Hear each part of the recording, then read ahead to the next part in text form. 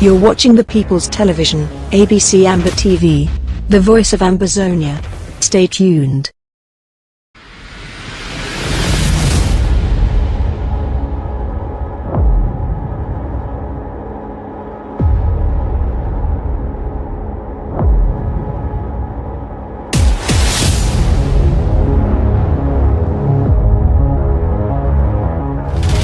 You're watching the People's Television, ABC Amber TV, the voice of Amberzonia. Stay tuned.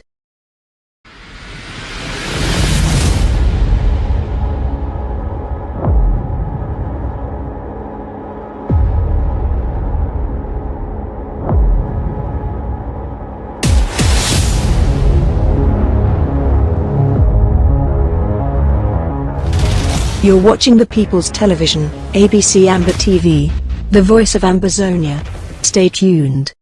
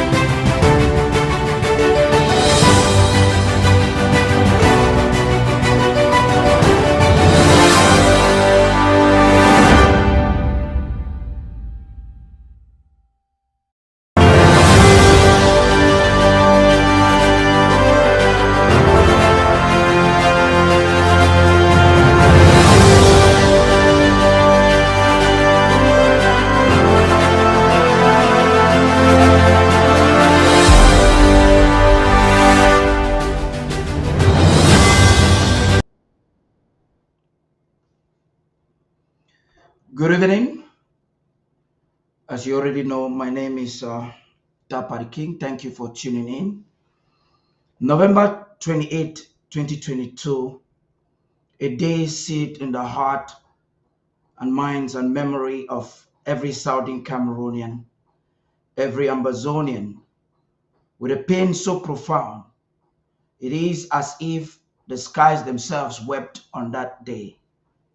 It is one of those days in our checkered history when the dream of freedom, the yearning for a piece of home to call our own, was met with chains, chains not of iron, but of injustice, tightening around the risk of three honorable men, Claude Chi, Francis Chinye, Nestor Langmi.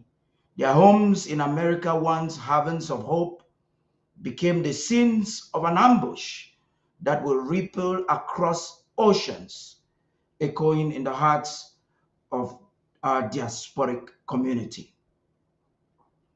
In Lee's Summit, Missouri, St. Paul, Minnesota, Buffalo, New York, the chill of that morning was not just a whisper of winter.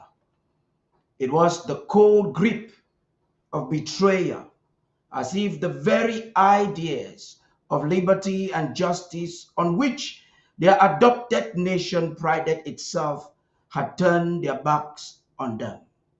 But why? Because these men dared to dream of liberating Southern Cameroons from decades of usurpation, belligerent occupation, and of oppression by French Cameroon.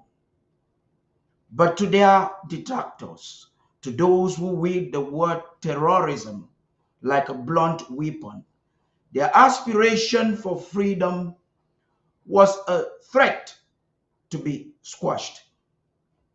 And then you wonder why. The news branded them conspirators, aligning their noble cause with the vilest of accusations. Yet not once did the term terrorism truly reflected their actions or intentions. In the eyes of justice, they were yet to be judged, but in the courtroom of public opinion, fueled by corrupt media and proxies of Biya, they had already been condemned, denied bail, their future hung in the uncertain balance of a trial that seemed as distant as the dream of liberation itself. But in the darkness, a light. Professor Lennox Hines, a beacon of justice, takes interest in their case. His involvement is a testament that even in the bleakest of times, there are those who will stand for what is righteous. For every Southern Cameroonian, every Amazonian, he represents not just a brilliant mind, but the embodiment of hope.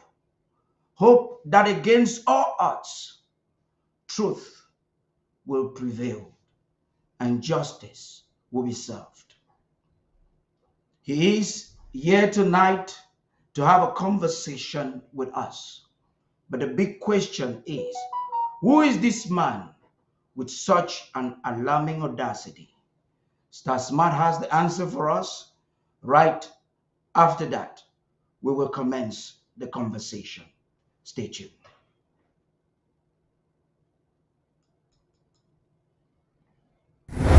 Brothers and sisters, the last time I saw Mumia on a legal visit was about 5 years ago. This brother is strong, and now, notwithstanding the torture, psychological torture that he has faced, he has not buckled. When I listened to him today, he was strong today as he was 5 years ago. Mumia and other brothers on death row are kept in solitary confinement. That is, they are denied any human contact, either with each other or with close relatives or friends. Visits are conducted through heavy bulletproof plexiglass with the inmate in chains, shackled as an animal. Mumia has had to endure this for 30 years. 30 years on Pennsylvania's death row. 30 years under the threat of imminent death. It is my proposal to you tonight, as the permanent representative of the International Association of Democratic Lawyers. I am prepared to recommend to my organization that we launch an international campaign for the release of Mumia Abu-Jamal on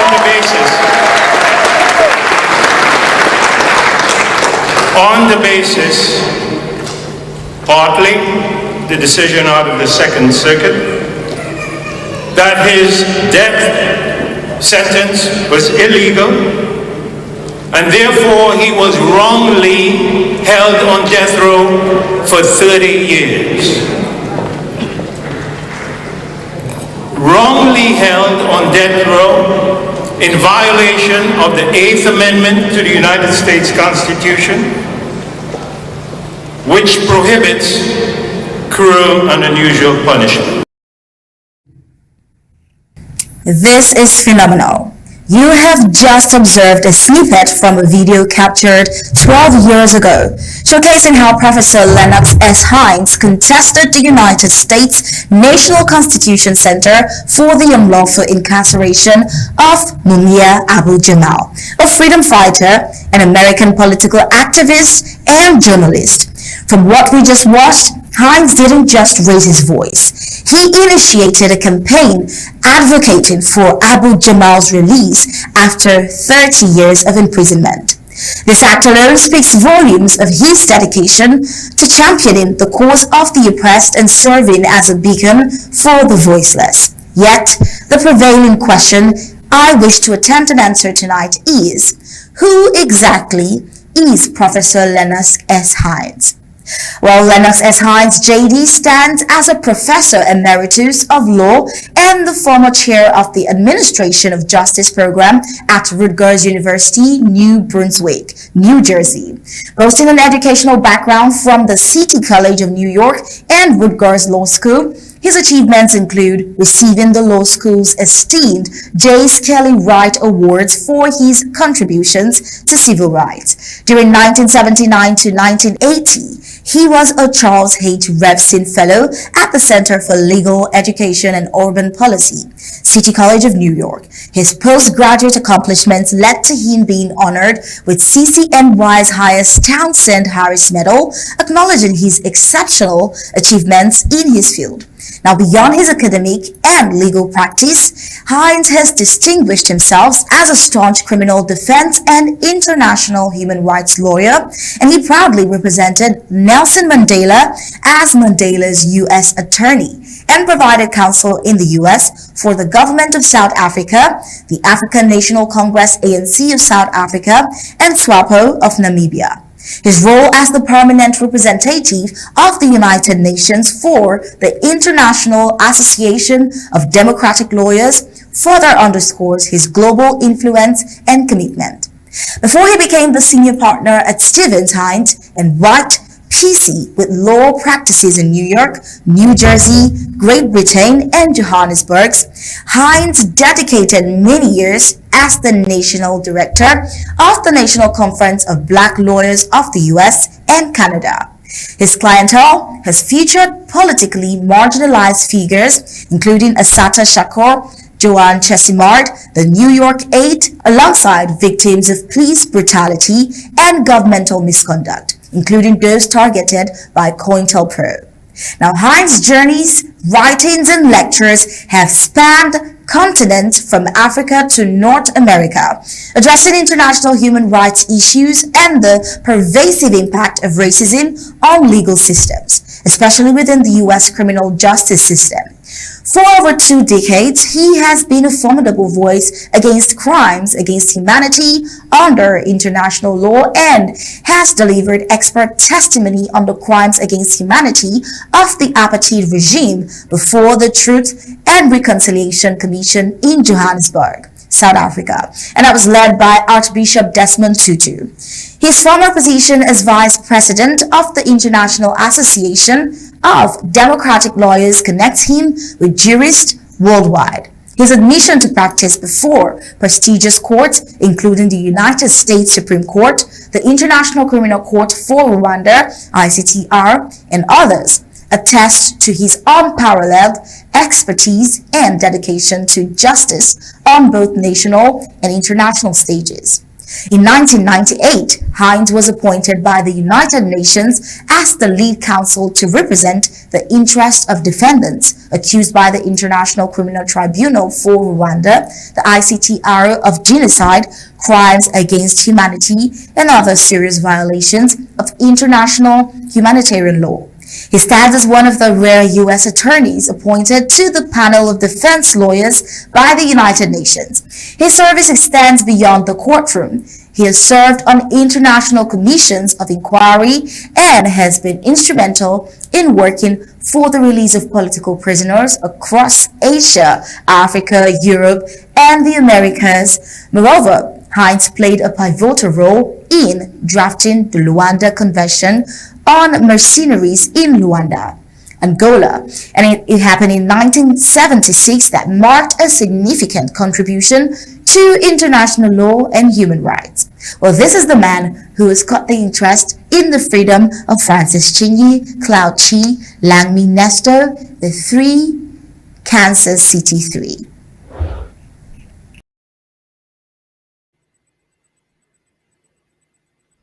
Good evening and welcome, Professor Hines. Thank you for Thank you. Thank you for very joining much. us in this inclusive discussion.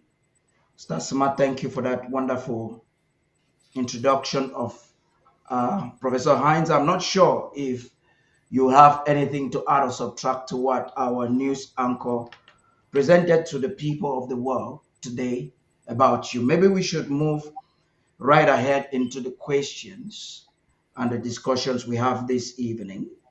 You have indicated you do not have so much time. But I want, again, on behalf of ABC Amber TV and the people of Southern Cameroons, to thank you for opting to be with us this evening. So I'll ask you straightforwardly, Professor Hines, could you Um, share your, you want to say something, please? well, no, I was just about to say that the case of the Kansas City Three struck my attention because I saw that uh, that these three young men, I say young because compared to me, they are young. I'm Yeah, 84 years old, so they are in their 40s. So I consider them young men. They could be my grandsons. yeah, They are that age. But their uh, arrest and the charges brought against them troubled me. And it troubled me because I saw a double standard being used by the federal courts of the United States and by the uh, Justice Department of the United States as they brought these criminal charges against these four men. In my opinion, they are freedom fighters. Now, why do I say this? And I do not say this lightly. When you look not at what the charges are that the United States has brought against them, which are the charges of conspiracy, uh, material support, that is, raising monies, but raising monies for what purpose? The United States says they were raising monies to support terrorism. But who are the terrorists? The terrorists are not Francis Cheney, Paul Chi, Lamnester Langham. Uh, the terrorists are the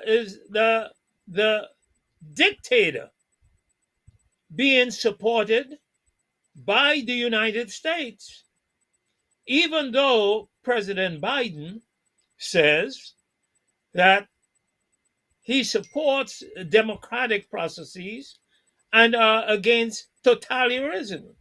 However, look at who is the present leader in La Republic. It is a man who has been in the position as a dictator for the last 42 years and reigning repression, death on the English speaking population, resulting in over 6,000 deaths since 2016,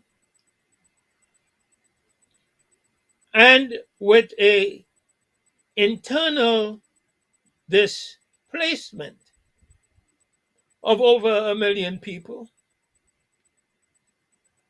Now, what were the so-called Kansas City Three, doing actually? They were raising monies in support of what? Raising monies in support of defending their people from murder, mayhem, mass killings, displacement at the hands of President Biya. This is not Hines saying this. This is recorded by Human Rights Watch. It's recorded by Amnesty International. It's reported by the international human rights organizations who are looking at what has been happening in the English speaking Cameroon at the hands of the Francophone portion of that country. I'm not going to go into the historical background of what created this, but we are dealing with what exists right now. And people have a right to do what? To resist oppression. And the United States essentially purports to support the right of self determination. But what have these individuals, these three young men, charged with? As I look at the charges, they are being charged with this the very gravamen of the violation is that they were raising monies to support a resistance movement back home. A resistance against what? Resistance against the killing and the maiming of their Yeah. families and other people in Amazonia. Yeah. That's what they were doing. They were Yeah. not raising monies in order to carry out some sort of uh, a criminal enterprise where they're lining their own pockets.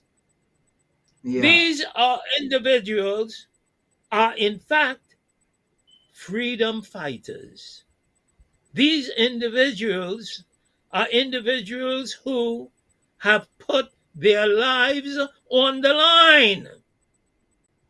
But what caught me with respect to the atrocities here, and as was laid out, I find myself unable to say no when I see injustice occurring, which means that I find myself being drawn in many different directions because the injustice surrounds us.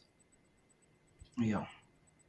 But what struck me was the duplicity, Yeah. the the double standards being Yeah. applied. Now, let us take a look at foreign wars in which the United States may not be a direct party. That is, the United States is not being attacked, as in the case Yeah. of the Civil War going on or the War of Self Determination in Cameroon. Let's look at Ukraine.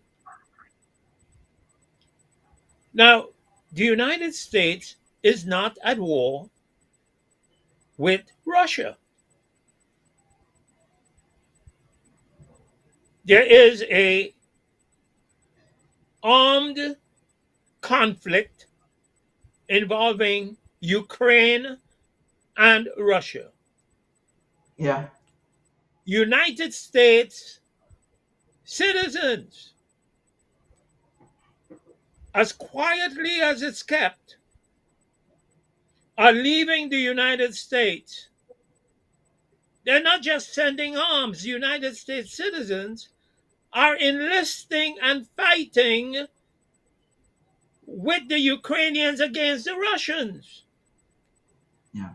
in violation of United States federal law, specifically Yeah. Title 18 of the United States Code, Section 959A. If you look at that, it provides that whoever within the United States enters himself or hires or retains another to enlist or enter himself or go beyond the jurisdiction of the United States with intent to enlist or entered into the services of any foreign prince as a soldier shall be fined no more than $1,000 or imprisoned for no more than 3 years or both. How many Americans are being arrested, tried, or convicted. None. Now, why did Congress create this law? It was called the Neutrality Act. They didn't want Americans involving themselves in foreign wars to draw the United States into the conflict. Look at the war in Gaza. Look at what's happening in Gaza. Now, there's no question about it that Hamas committed war crimes and crimes against humanity on October 7th. No question about that. However, Israel launched an invasion not only against Hamas, but to exterminate what they considered to be the animals who were the Palestinians. And that is now carried out in violation of another international law. In 1948, 3 years after World War II, the United Nations established an international convention. And that was a convention called the Convention Against Genocide. It was the Genocide Convention. Now, as quietly as it's kept, the United States, even though they pat themselves on the breast and said, they liberated Auschwitz, Dachau, and so on from the Nazis, they didn't sign the Genocide Convention because they were afraid of the treatment that they had inflicted upon people of African descent in the United States and how they treated the Native Americans.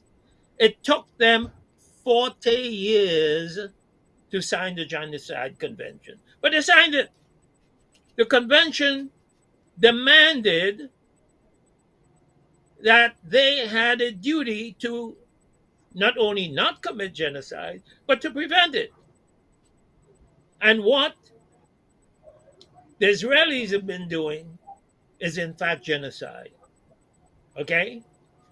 Now, as it relates to the Kansas City tree and it relates to Cheney tree and yes, Professor Hines, let me come in there. Professor yes. Hines, let me come in there. You seem to have proactively answered a lot of questions that I plan to ask you this evening. But before you move on, I'd like to ask you to specifically, can you provide basic information about this case to the people of Southern Cameroons that are watching you right now? Yes. These three young men, Francis Cheney, Claude Chi, and Lam Nestor Langham, were arrested at the end of 2022. And there were 4 counts of an indictment that they were charged with. The central core of the indictment is that they were raising monies in the United States to purchase weapons to be used in the resistance in Cameroon. The United States characterized it as support of terrorism. And that's why I said, who is the real terrorist? It isn't them. It is the individuals who are killing their relatives and the people in Cameroon. That is the Francophone under the President La Biya. République du Cameroun. Yes. They were, in fact, killing displacing, and this is a part of the record. Now, these individuals are facing right now. They've been in jail since November of 2022. Under the normal bail conditions, they Yeah. should be free pending trial, because the only reason for bail is to ensure Yeah. that the defendants show up at each court appearance and be there. They are not a risk of flight, as the government is saying, because their passports could be taken. They could be They could be given ankle bracelets, which would then monitor wherever they are going.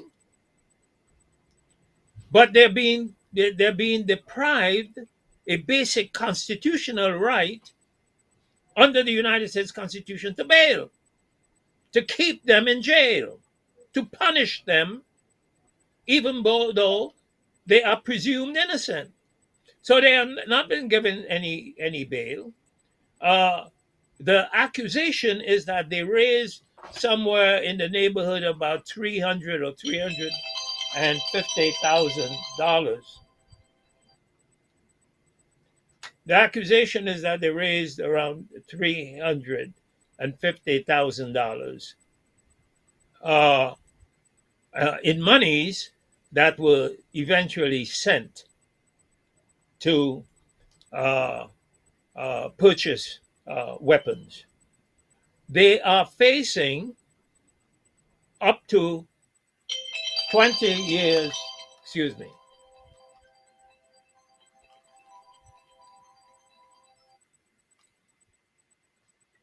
They're facing up to 20 years in prison in terms of the maximum sentence. And so there are four counts of the indictment: um, uh, material support, which is raising the money; conspiracy, which is agreeing among the three of them to raise the monies to purchase weapons; uh, and they are charged with what is called money laundering. Now, the money laundering charge is really raising monies for uh, for one purpose and then using it for another purpose, which is hiding the real use of the money, um, and that is called the money laundering charge. But what I want to in the next few minutes that I have here, I want to focus on the unfairness, the double standards that we have seen being played out with respect to the Kansas City Three, and as it relates to the war in Gaza. Uh, In Gaza. Monies are being raised in the United States to support the Israeli military. Private citizens are sending money, but also showing how the duplicity in the United States, where people openly violate the U.S. laws dealing with foreign conflicts, foreign wars, and they're not prosecuted. In the 1970s, I served as an international expert traveling to Luanda, Angola, and there were mercenaries recruited in the United States. These are U.S. former Green Beret soldiers who either resigned, retired, were recruited by the CIA, whatever, but they were U.S. citizens, not U.S. military, U.S. citizens, recruited here in the United States and went abroad, landed in Kinshasa. At that time, in Kinshasa, there was Mobutu. And they were in Kinshasa, and they entered into military service to try to defeat the MPLA Mhm. in Angola, in violation of, again, Title 18 of the United States Code, Section 960. Again, not a single individual was arrested, not a single individual was tried. Now, why are these three freedom fighters from Cameroon arrested and languishing in jail? And so I believe that we have to launch an international campaign. Yeah. Pressure has to be brought on the Biden administration. There should be thousands of letters written from the people and the organizations in Ambazonia. I will do my part in terms of the organizations that I may have some influence in the United States. But there has to be a groundswell if these young men are going to have any chance of vindication. Believe me, they will not have any chance of vindication if we keep quiet. We must raise our voices Yeah. and raise our voices that justice be done. Now, Professor Hines, it is clear I don't need to ask you that question because it seems that there appears to be double standards about how financial support for self-defense is handled in the court law in the US, whether it's by the Kansas City Three against the La République du Cameroon military or by Americans aiding those in conflict with Russia, Hamas. I don't need to ask your thought. You've spent all the time here trying to give your thought on that. But then you mentioned something about their bail being denied. And as a lawyer or a legal mind, you've mentioned that they have right to bail and there is every legal framework to grant them bail. Do you think that this bail denied is part of the mechanization to limit them from fighting for the cause? It's just a kind of delay tactics or No question. limitation No, no, or no, no, limiting no them to. question. There's no Mm, question about it. Because if yeah, the lawyers representing these young men made the application to the court. And if you yeah, read the reasons why the Justice Department claimed that they should be denied bail and the reason why the judge gave them, the judge the judge could not say that uh, uh, there was a risk of them fleeing because, as I yeah, said before, their passports could be mm, taken. There could be uh, uh, uh, ankle bracelets put on them so that yeah, their whereabouts would be seen, etc. yeah, But she said they stand a risk of a danger to the community. But what is the danger? That yeah, they have the capacity to raise yeah, monies and they would be able to threaten witnesses and so on. So they're coming up with making up these reasons that they are dangerous. And that was the reason for the denial of the bail. yeah, Now, quite frankly, if I was one of the lawyers representing them, I would take that up on appeal because there is no evidence to support that. There's no evidence showing that they have threatened anyone within the community. They don't have a reputation of doing that.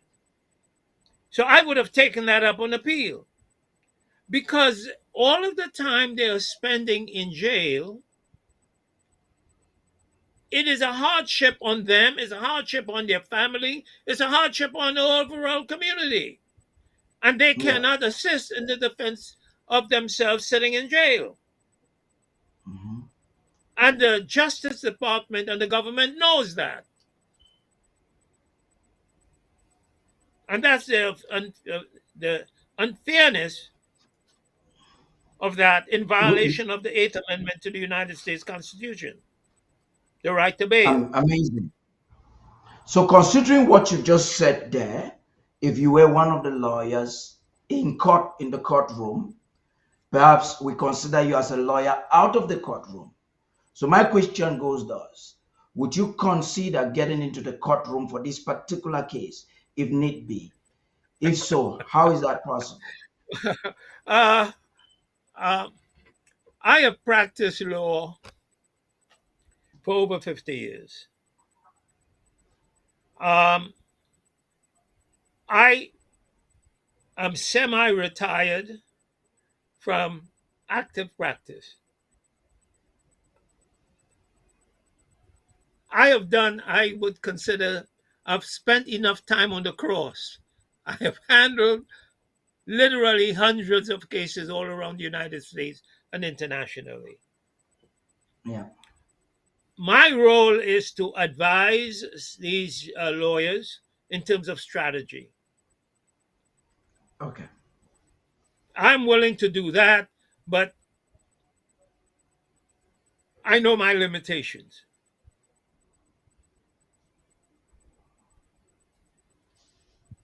That's amazing. Thank you very much. So let me ask you this question. In your opinion, how should the Department of Justice address the situation of the Kansas City Three to resolve Well, it correctly? Yeah, let me say this. yeah. Uh, we have to deal with the politics of the situation, okay? Okay, Because yeah, these individuals are being tried for political acts.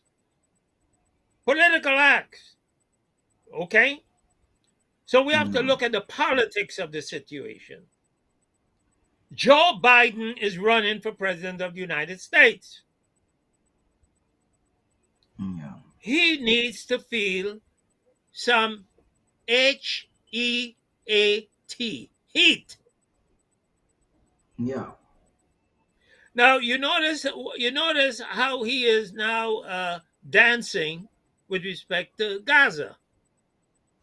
yeah, He started off, hands off. The pressure now is on him, and he realizes that he may lose some votes.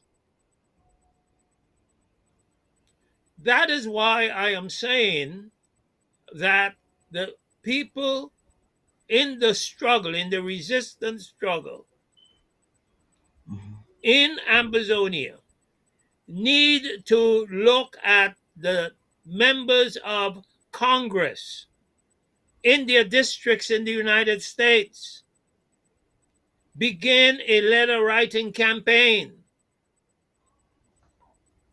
asking, why are these individuals still in jail?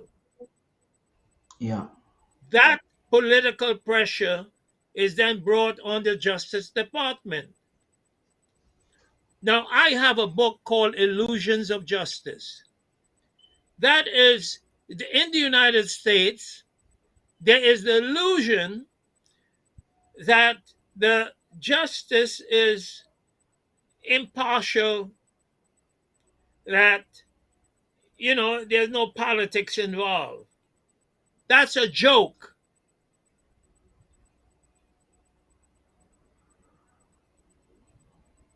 We need to put pressure on the administration, on Congress, and that resonates in the Justice Department. And they need to know that the people and organizations have their eyes on them and have their eyes on what is happening on this case. You cannot believe that only the lawyers are going to be able to bring justice.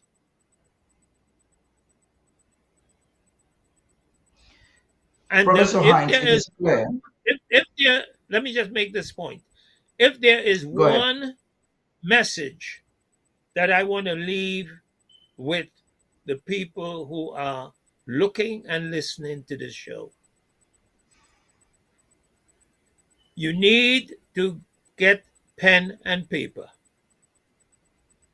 Begin a campaign focused on, if you're in the United States, focus on the members of Congress in your district, asking them to look into this case of the Kansas City Three and making sure that justice is done.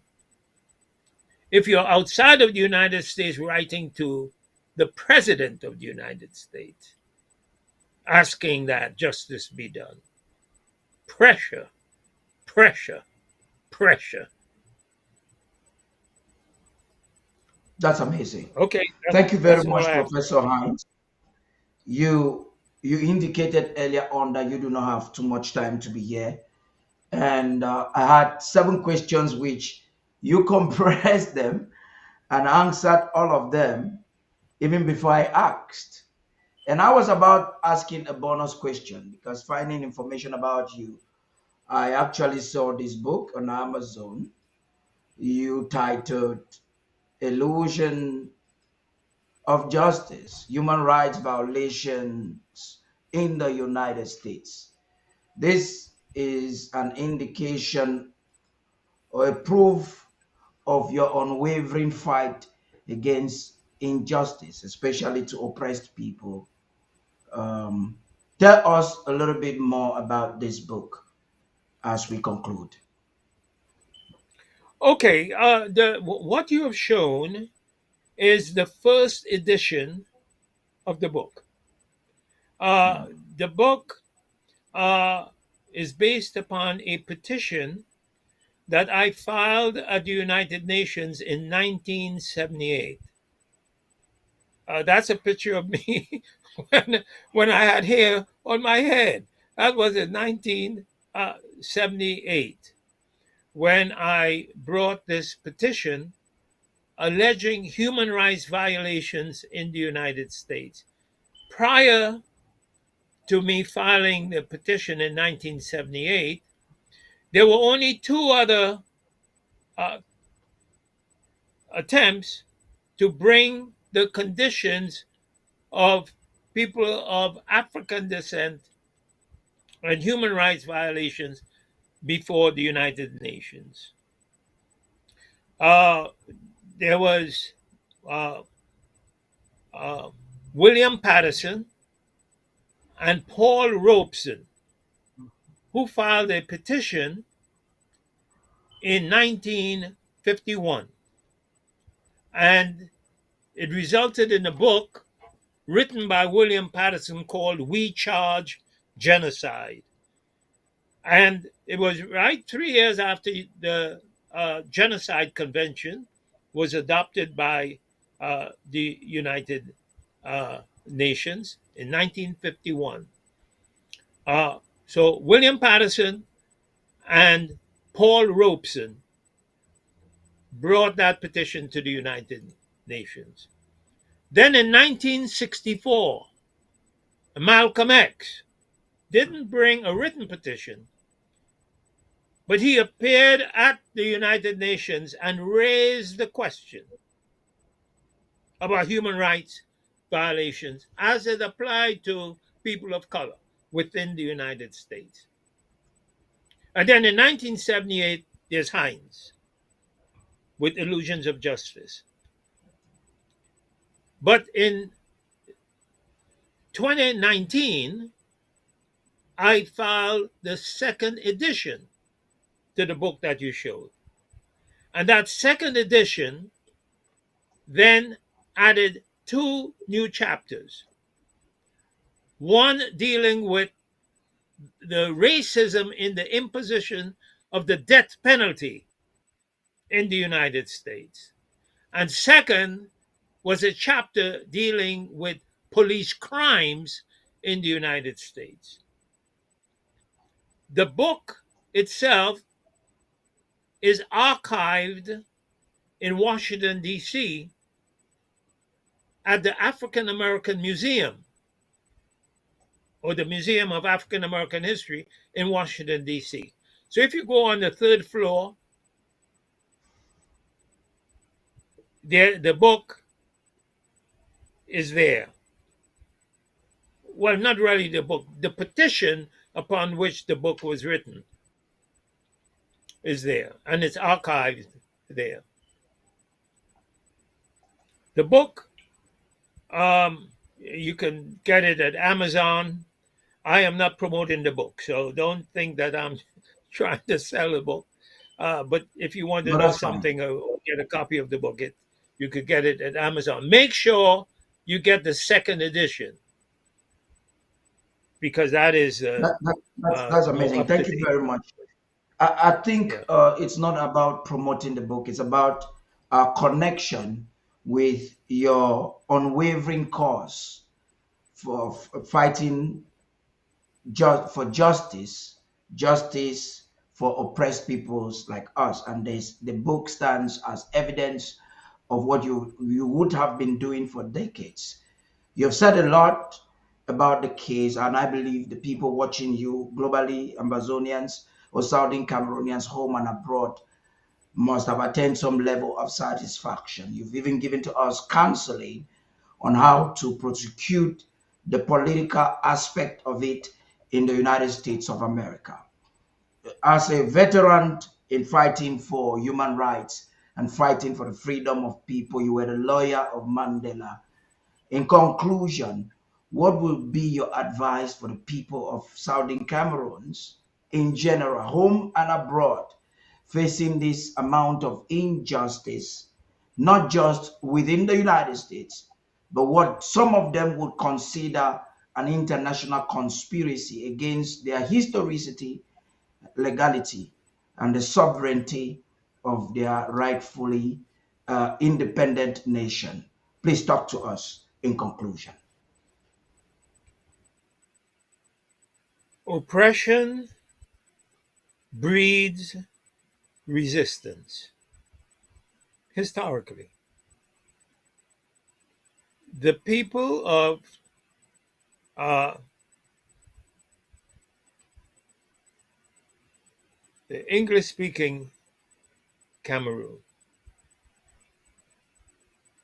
have tried all different avenues to reach a peaceful resolution. I think that they have to continue utilizing all avenues. But when peaceful attempts are met with violence, the people have only one recourse: to resist. And that is true and has been true of the history of the United States. If you look if you look at the history of the United States in terms of the United States struggles for independence from the United Kingdom, from England, George Washington, who is the father of the United States, in the 1770s, if you went to England, there'll be big posters of him, wanted dead or alive. he was considered to be a terrorist. If the British had captured him, they would string him up. But what did we call George Washington? A freedom fighter. Now, what's the difference between a terrorist and a freedom fighter? I had the strangest and most remarkable experience. In 1995,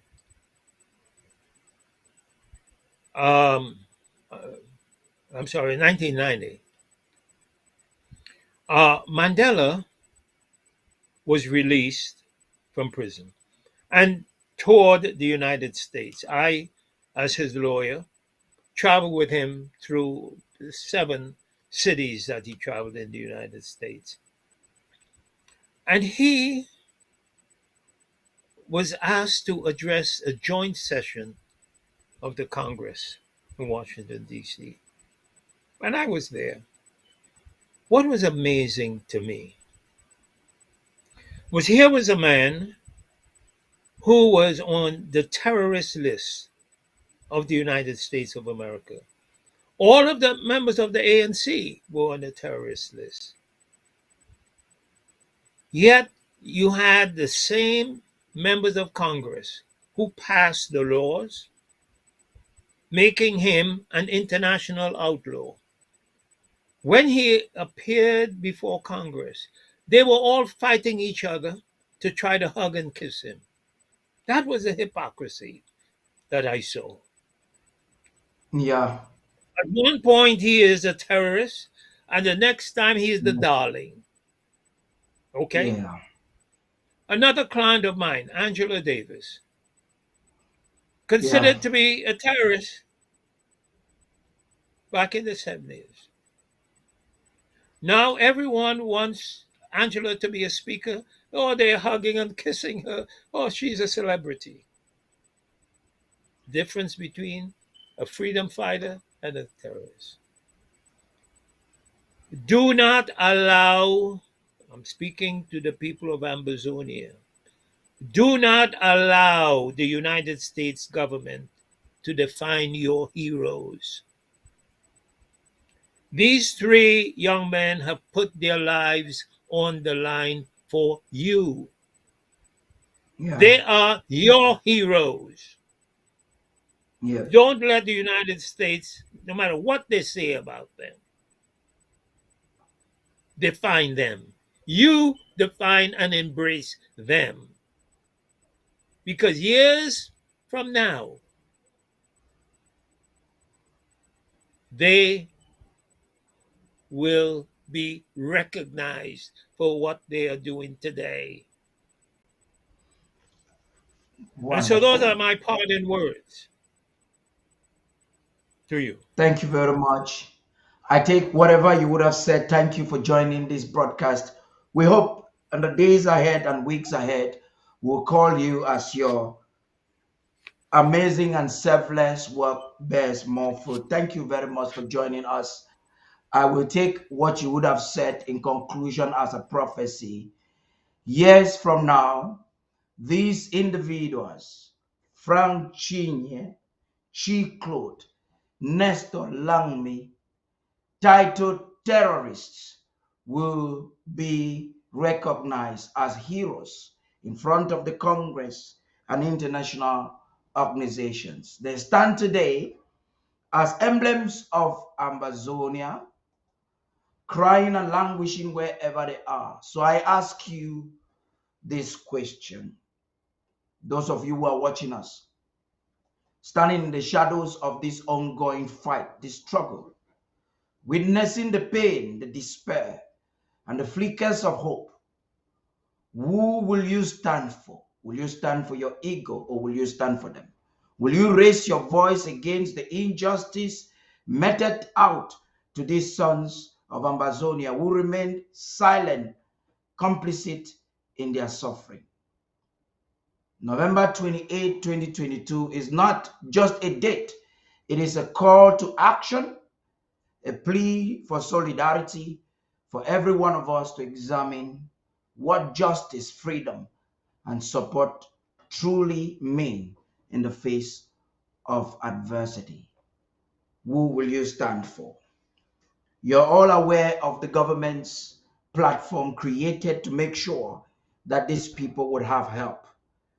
Today, we are witnessing a fruit of some of the labor to get persons like Professor Hines and the different lobbies of the government to do this kind of diligent service requires a lot of your financial contribution.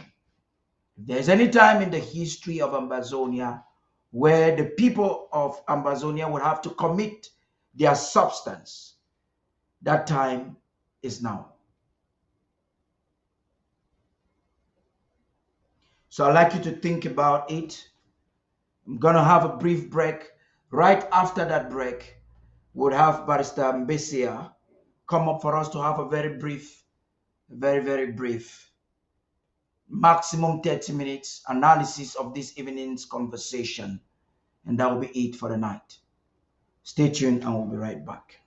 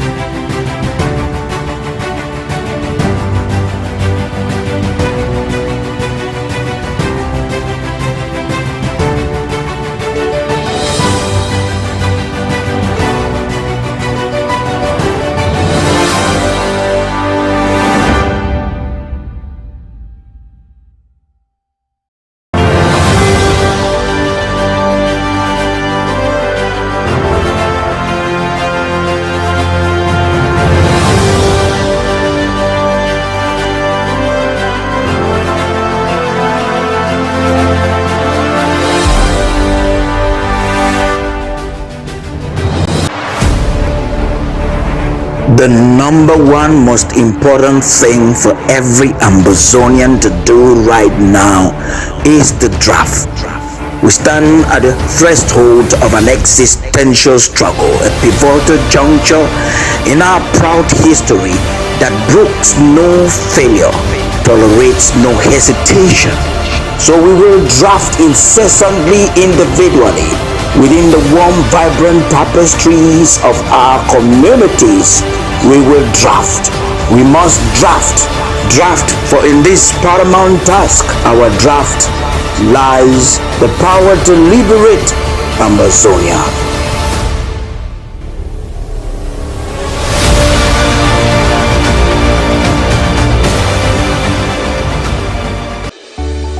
Payment method: www.abcambertv.com/donate. ABC Amber TV payment channels: Cash App 202-650-2216, Zelle 202-650-2216, Ambazonia Broadcasting Corporation. PayPal donations at abcambertv.com. For more details, call +124 028 43 111. You can email us at info@abcambertv.com. Payment method: The number one most important thing for every Ambazonian to do right now is the draft. We stand at the threshold of an existential struggle, a pivotal juncture in our proud history that brooks no failure, tolerates no hesitation. So we will draft incessantly, individually, within the warm, vibrant tapestries of our communities. We will draft. We must draft. Draft, for in this paramount task, our draft lies the power to liberate Ambazonia.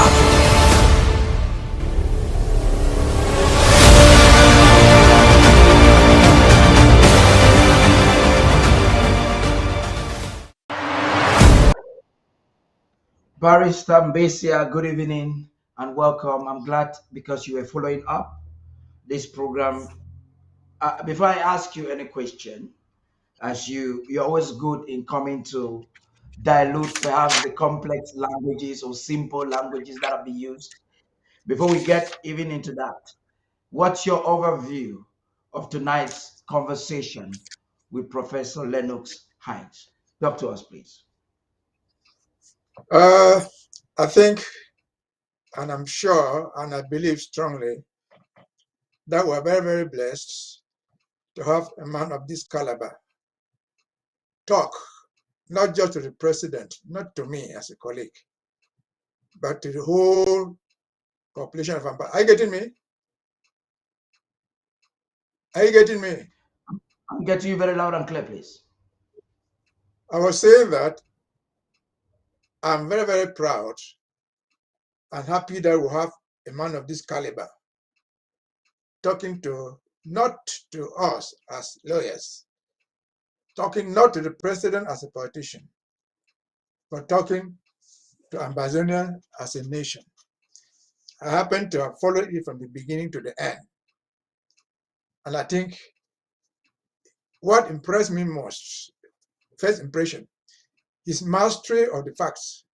He mastered our case so well, more than most of us, even in Ambazonia, have mastered the issue. And so I come from it very encouraged. He did not just address the Kansas tree. Now, he went further to give us a strategy, what to do, or what we should be doing at this point. And he said one thing which I will just quote, which is the foundation. He said, what is happening in Kansas is a political problem being tried in a criminal court. And therefore, he said, we have to address the political institutions. I think that one goes to add to what I've sung here myself 1,001 times before.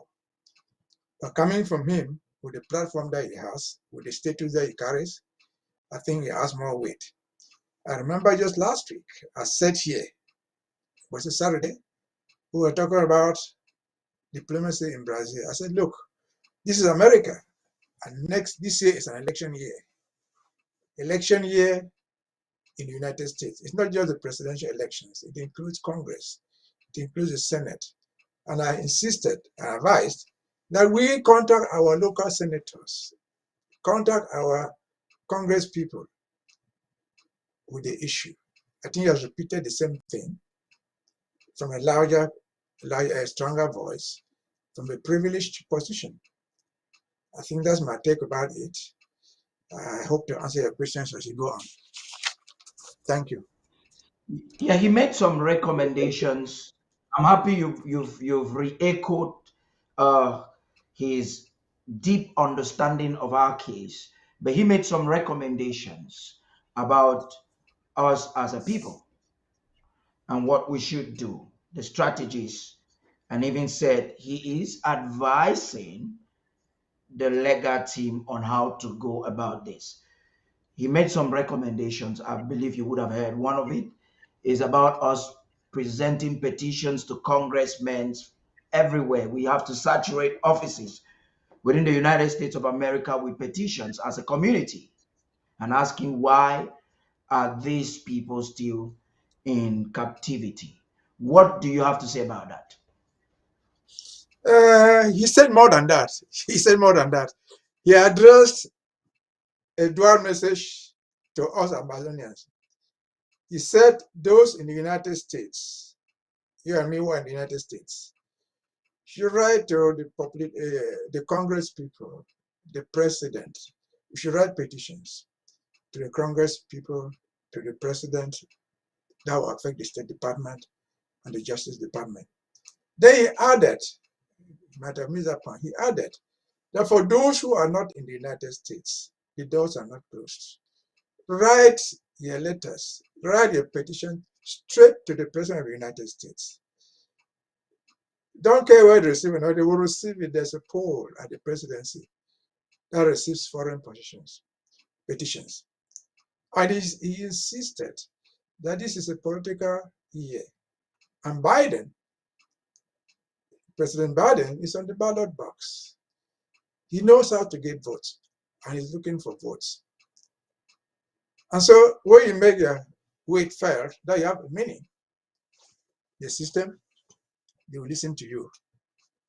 And again, I added my own recommendation last week. That when you call, if you happen to be the owner, every congressperson, let me repeat, if others didn't follow, every congressperson, every senator has an office. So when you write a petition or you make a call to the office of your senator or to the office of your congressperson, explain who you are, and not just say I'm the owner Ambazonian. Always add that you are many of you in this district, even if it is a lie. And this is your concern. This is why you are calling. This is what you go to vote for you or not vote for you. Call them, no matter whether they're Republicans or Democrats. No. Call all of them. They don't know. Even if you don't vote for the guy, just call. Because he's not going to follow you to the ballot box to see how you cast your vote. And so he did not just say we should write petitions. He said those of us who are out of here, if you're in South Africa, if you're in Nigeria, if you're wherever in the world, if you go online, you're going to see the presidency of the United States. You can send an email there. You're not going to spend a dime to post a letter there. So the doors are open for us in the United States. They are equally open for Ambazonians out of the United States. That's what he said. Thank you.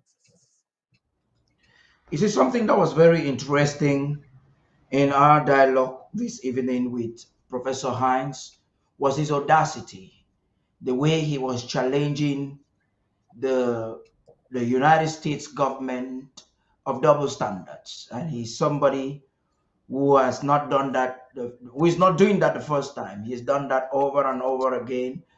When we were introducing him, we started by showing a video of him still challenging the same system of the case of U.S. activists and journalists, Mumia Jamal, who had been in confinement for close to 30 years. So it's a part of his character. He just has this spirit of challenging anything that is unjust. Do you think we are game for someone who is worth it at this critical time of war? I don't know if we are paying him, and if we are paying him, I don't know how much we are paying. But I think whatever money we're spending to get people of this caliber is worth the price. Because it's not just coming in as a lawyer. There are so many lawyers in the United States, so many lawyers around the world. But from his profile and from his experience, he is a heavyweight in defense of human rights. And from the book he writes, The Illusion of Justice, he tells it all. Most of us speak here, we have never written even a pamphlet. But this is a man who did not just go, we have not just gone to United Nations. He has gone around the world defending causes, probably out of nothing. That's not all. He has formed even a whole group, Association of Lawyers, he belongs to it. He has a whole foundation. He's been there for 50 years. And he said, I don't know where he made this point. He asked if you repent. He said, he had been on the cross several times. I've been on the cross several times, and I'm now in retirement. But I will not hesitate to give the advice that is necessary. That is a lot of powerful statement to us and to encourage us. So I think, back to your question, if we're paying this man any money, I don't think any money is worth what he has in his head. I don't think any money is up to what he brings to just this advice. See, in the United States, we have what some people call consultancy. People don't consult for nothing. So if you can spend an hour with us, 30 minutes for us, telling us this advice, pro bono, free of charge. We must say he is worth the price. And I will add further to say thank you to whoever introduced him to us, the lead person who connected him to us. That's the resource that we need. All of us stand here, but everybody has something to offer. No single individual has everything in his or her head. People who go out looking for this type of gentlemen, this type of people, men and women alike, we should praise them. You might never see them on the front drafting. You might never see them on ABC talking, but they are doing a marvelous job. Thank whoever did it, whoever made it possible. Thank you. That's amazing. So before we even get to conclude this program, as you can see on the screen, fellow Ambazonians, ladies and gentlemen, the President of the Federal Republic of Ambazonia will definitely be visiting. It is tagged Meet the People Tour with President Samuel Ikomesako, and he begins with Momo County on Saturday the 6th. That is this Saturday the 6th, starting from 8 p.m. Ambazonian time.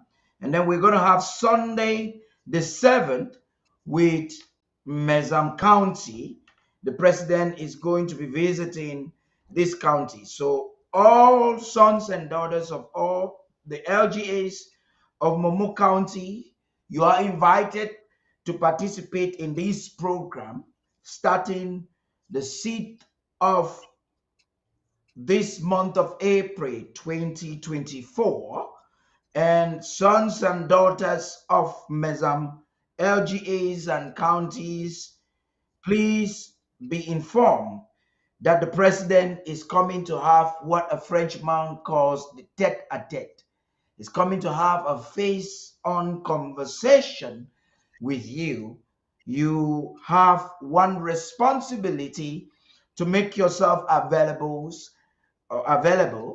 and to table your concerns rightly the way it should with government. I think that is where we're going to be cutting the cuttings this evening, or saying goodbye this evening, Barrister Mbesia. Looking at the ambience of everything, there are excitement within the Ambazonian community, in our society and everything, the call for the president to talk with the people. What do you think the state of our struggle now, our leadership, in spite of the different sides of arguments and discontentment? What is your anticipation looking at the nearby future? Talk to us. Well, I had said this before. Last week, I just think so. I said that there's something that we always say, even in the native language, that there is darkness before daylight. What is going on now, the quarrels, the insults, are a sign of darkness before daylight in the morning. Don't be discouraged. We are on the right track. But let me not end here. Let me go back to what he said, because he is our guest. He's not one of us. So what he said, which we should take home, which all of us need to take home, is what is important. He delivered a series of messages. One, to those of us in the United States, he said, don't let the United States government define your role in this struggle. Don't be frightened. Even when the Kansas State come out, don't be defined by the fact that they went to jail. Push on, he said. Then he said what I've been saying many times before. Say, once you're a terrorist today, and tomorrow you become the hero. He gave the examples of George Washington, where there were posters in England. Bring him here, alive or dead. But he went on and won the independence for the United States. And he is today celebrated. He gave the example of Mandela, where the very United States Congress had passed a law to describe him as a terrorist. He came to address them. They were fighting to hawk him because he has ceased to be a terrorist. He has become a hero. He gave all those examples. In addition to what I've been saying, his resilience Yeah, He did not give yeah. up. I've been He saying, did not sell yeah, out. He did not cower this out. message, His resilience yeah, this transformed him message, from a me- so-called terrorist into a hero. Please continue. I was just adding. yeah, this message which I've been sending to our people, not just those of us in diaspora, but the ones at home, whom we describe as changshu wearing soldiers. Yes, you might be changshu wearing. You might be spear carrying soldiers today, but tomorrow you'll be generous in your own rights. Don't be discouraged because that is going to happen. I gave the example of the Cote d'Ivoire, where the changshu wearing soldiers of Guillaume Soro came over. They are the regular army of, of the Cote d'Ivoire today. So how can we not be so encouraged with this type of outings from somebody? Because sometimes when I speak, I say, if you don't like me, like my message. People don't like me. Some people don't like me for different reasons. One of which is that you support Sako. But this is a guy who is not us. He's not a Bermuda man. He's not a Bangkok man. He's not a Ndu man. He's not somebody from Manfred. He's a man of acting objectively from the records and from experience. So does this advice sink? It does sink very, very well. And then he said, you are being described as a terrorist. Who are you terrorizing?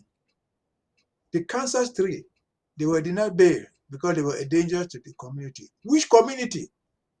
The community of Bui, where they said to have been financing, or the community of America where they live. So these questions require a deep reflection.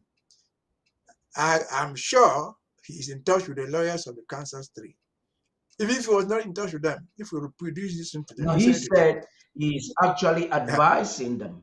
That's quite important. Yes, I'm saying that. What I'm saying is that in addition to that, if they're assuming that they were not there, give them the recording of this thing. That might help them if they missed something there. So I think we're on a better track. And before I leave, you talk about the president visiting. All these things, talking to this gentleman, this icon, pushing and pushing and pushing, don't go for nothing. They need money, which we are now doing. You have to draft and draft and draft. We are widow's mite. That is when we can be able to get more than one of this caliber of people. That is when we can be able to profit from his advice. Because talking alone without action is useless. As he said it himself. Yes, if these guys are fighting for the freedom of their people, who is the oppressor? I concluded, where there's oppression, resistance is the order of the day. And you said again that Ambassador has exhausted every peaceful means. If you exhaust every peaceful means and you are attacked, what will you do? You will defend yourself with the cutlass, with the spear, with the bomb, if you can find one. You can defend yourself with even a nuclear weapon if you find yourself being attacked unjustly. And so I think this is a very good message. This is so timely. It is so timely because today, as we speak, Wednesday, you just asked me the question. Give me what is going on now. Just inside this house, called government. The quarrels that we're having, the insults that we're having, will make some I people think not come back. Barrister Besia, please hold your peace on that. I would think that Okay. it is okay. In every family, there is meant to be um, in fact, I was talking to someone a few days ago who claims that the people of Southern Cameroons are divided, and that's one of the reasons for the delay of whatever they are doing. And she just gave back, and I asked her a simple question. I asked her, when last did you quarrel with your husband? Because in as much as I know, you just quarreled with your husband 2 days ago. And I was even helping you guys to settle the problem. But you have just given birth and he's the one carrying the baby. So whatever differences exist between the people of Southern Cameroon is only a clear proof of our diversity. And diversity is dignity, is wealth. What we've gone through 6 decades of oppression, subjugation, and that has affected us as a people very greatly. I believe that we are at a phase of recreation, re-education. We would have to delete within our systems and our minds the bad education that was calculated, a master calculation that was given to us to destroy us as a people. And it's affecting even the way we manage responsibility, manage governance. But it's a time that God has made for us to rejoice and be glad in it. I'm glad that I am witnessing history, a transition from oppression into a transition to victory that God has given to us as a people of Amazonia. Barrister Mesa, please, I want to thank you for coming and being a part of this program. Thank you so very much. So it's important for us as a people to realize that we are winning. We are winning, and we are winning bigly in spite of the little differences. Listen to me. You're different from your dad. You talk differently from your wife and everybody. Don't be moved by the differences. Be honest in the face of the challenges. That is the responsibility of every individual. You have to look at it with fairness, not because somebody is your friend or is whatever. Look at it with fairness. And I believe that we have instruments of government that will take responsibility to make sure that we attain victory in due time. And one of the ways that government is seeking to do that is by having a president, a leader like President Sako, who likes to listen and, like he said in his own words, to act governmentally. This weekend, on the 6th of April 2024, the president will be meeting with the people of Momo. Momo is where my wife comes from. Momo is where my mother was born. So literally speaking, I cannot be separated from Momo. It's important for that to be made very clear. And nobody can separate me from that bond that is connected by blood. And I'm calling on behalf of this government and on behalf of Amazonians, I'm calling on every Momoan, home and abroad. This is a time for reconciliation. I'm also calling on all the officials of Momo County to be open-minded and invite everybody that is of Momo has a right to be a part of this meeting. The president is not calling for a meeting of friends within Momo. He's calling for a meeting to meet the people of Momo, be them whatever, coup plotters, coupers, haters, lovers. President Sako is the president of all Amazonians, the good, the bad, and the ugly. And the same thing to Meza. If you have grievances, if you have concerns, if you have strategies, if you have proposals, this is the time.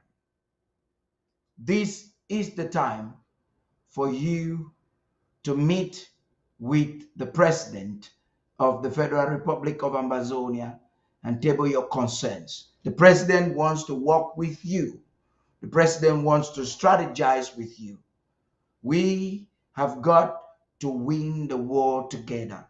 Today we see a father, a brother, who is an African American like us, who is sympathizing with our plight. If a neighbor would come to help us and quench the flame, what more about you that your head is just below the flame that is over your roof? The time is now, Amazonians. We've got to keep our little stinky differences together and do big things. I would say all the time that big minds do big things, small minds do small things. Until next time, my name is Tarh King. Bye-bye. Mark the pages of history. December 2nd, 2019 became a landmark date. The nation of Ambazonia garnered recognition from Camera Municipal Bareri, setting the stage for an unprecedented partnership in a bold stride towards fostering deeper ties with the people and nation of Brazil. President Sacco steps into the limelight with the Brazilian press. At this critical time of war, history is poised to unfold once more. In the government's strategic plan, President Sacco will take the forefront of the diplomatic outreach program through media and press initiatives, sharing insights, visions, and the dawn of a new chapter in interviews that promise to captivate. This momentous affair will be streamed continuously on ABC Amber TV for our esteemed viewers. Be part of this movement. This is a crucial aspect of our media warfare. Join us in this crusade.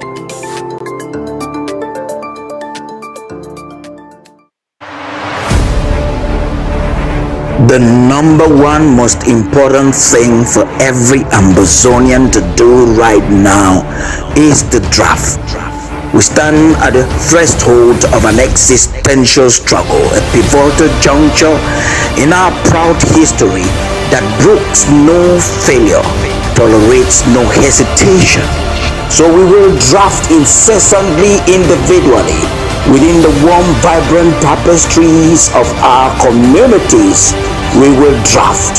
We must draft. Draft, for in this paramount task, our draft, lies the power to liberate Ambazonia.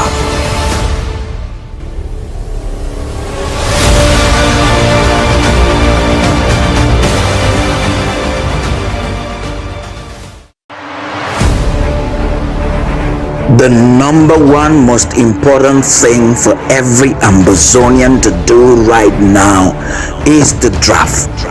We stand at the threshold of an existential struggle, a pivotal juncture in our proud history that brooks no failure, tolerates no hesitation. So we will draft incessantly, individually, within the warm, vibrant tapestries of our communities. We will draft. We must draft. Draft, for in this paramount task, our draft, lies the power to liberate Ambazonia.